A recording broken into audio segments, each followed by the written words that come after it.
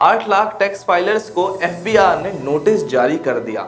इन tax filer से कहा गया है कि आपने इस साल जब टैक्स की डेडलाइन खत्म हुई तो टैक्स जमा नहीं करवाया। याद रहे कि दिसंबर 8, 2020 की डेडलाइन एफबीआर ने दी थी और इसमें कोई भी एक्सटेंशन नहीं की गई थी।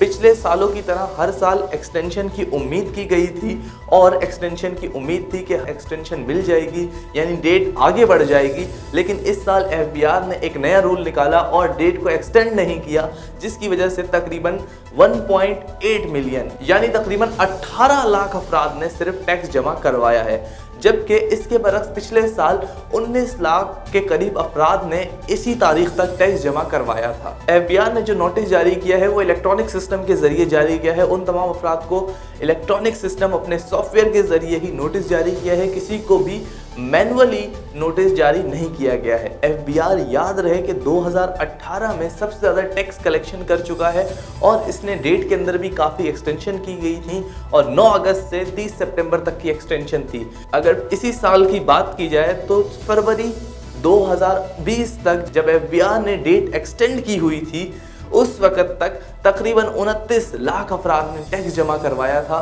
और ये टैक्स की तादाद बहुत ज़्यादा थी, जबकि इस साल इसके मुकाबले में तकरीबन 33% कमी वाक़या हुई थी और तकरीबन 18 लाख अफराद ने टैक्स जमा करवाया था। इस वक्त तकरीबन 3 लाख अफराद हैं जिन्होंने एक्सटेंशन की अपील की गई थी और उनकी एक्सटेंशन है वो कि ग्रेस पीरियड होगा, उस तक उनकी एक्सटेंशन रहेगी।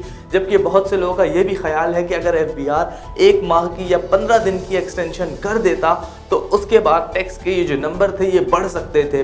मिफ्ता इस्माइल जो कि साबिक वज़ीर ख़जाना है, उन्होंने इस पॉलिसी पर एफबीआर को तनकीद का निशाना बनाया था और कहा कि एफबीआर की इस पॉलिसी को मैं समझने से कासिर हूँ कि क्यों उन्होंने डेट एक्सटेंड नहीं की।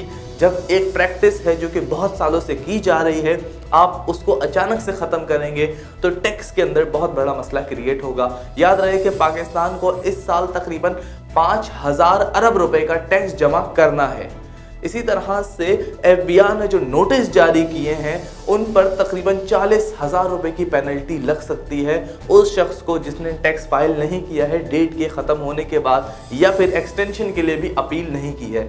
इसी तरह से बहुत से लोगों का ये भी ख्याल है कि वो कंपनीज जिन्होंने अपने एसेट डिक्लेयर कर दिए टाइमली और वो कंपनीज जो कि एक्सटेंशन के साथ एसेट डिक्लेयर करेंगी, उनकी और जो कंपनीज ने पहले डिक्लेयर किया है, एक बहुत बड़ा उन दोनों के डिक्लेरेशन के अंदर गैप आएगा और वो गैप ये होगा कि लोगों को बहुत सी डिटेल्स मालूम नहीं हो पाएंगी।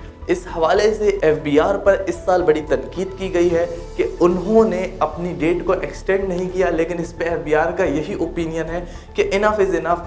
अब जो डेट है हम उसी डेट के ज़रिए आप टैक्स जमा कराएं और अगर आप लेट जमा कराएंगे तो फिर आप पेनल्टी के लिए भी रेडी रहें। मज़ीद खबरों और अपडेट्स के लिए देखते रहिए रेड बॉक्स।